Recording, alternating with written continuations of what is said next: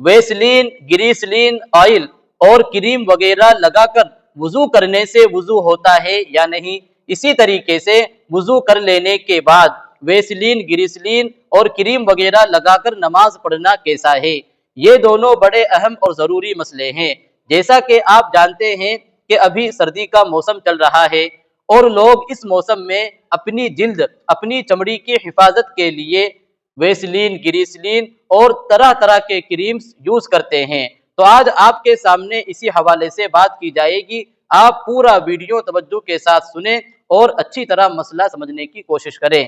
देखिए, सबसे पहले आप एक उसूल समझें कि वुजू में बदन के जो आज़ा, बदन के जो पार्ट्स धोए जाते हैं, जिनका धोना ज़रूरी है, जैसा कि पूरा चेहरा और दोनों हाथ कोहनियों तक, इसी तरीके से दोनों पाँव टखनों तक। तो बदन के ये जो आज़ा है, इनका धोना ज़रूरी है, यानी इनकी जिल्द, इनकी चमड़ी तक पानी का पहुँचाना ज़रूरी है। अगर इन आज़ा के किसी भी हिस्से में पानी नहीं पहुँचता है, यानी बाल के बराबर भी अगर खुश्क और सूखा रह जाता है, तो वुजू नहीं होगा। तो अब आप ये उसूल समझ गए। अब दूसरी बात ये समझे, क्रीम आम तौर पर दो तरह के होते हैं।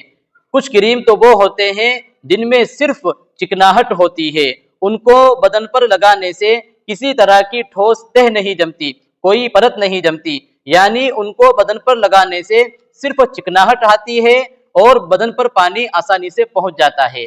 और कुछ क्रीम इस तरीके के होते हैं कि उनमें चिकनाहट भी होती है, लेकिन उनको बदन पर लगाने से एक ठोस तह जम जाती है, एक परत जम जाती है, जो बदन तक पानी पहुंचने में रुकावट बनती है, जिसकी परत और जिसकी ठोस तह की वजह से बदन पर पानी नहीं पहुंचता।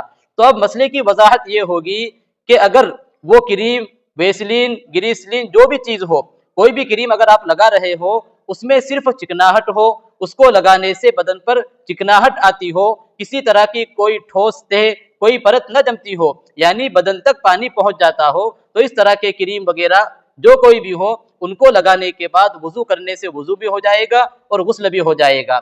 और अगर कोई क्रीम ऐसे हो कि जिनको लगाने से बदन पर एक ठोस तह जम जाए, एक परत जम जाए, जिस परत की वजह से बदन तक पानी न पहुंचता हो, तो फिर ऐसी हालत में वुजू भी नहीं होगा और गुस्ल भी नहीं होगा। तो खुलासा ये हुआ कि अगर जिन आज़ा को वुजू में धोया जाता है, गुस्ल में धोया जाता है, अगर उन तक पानी पहुंच जाता है, उस जगह तक पानी पहुंच जाता है, तो वुजू और गुस्ल दोनों हो जाएगा। और अगर पानी नहीं पहुंचता है, तो फिर वुजू और गुस्ल नहीं होगा।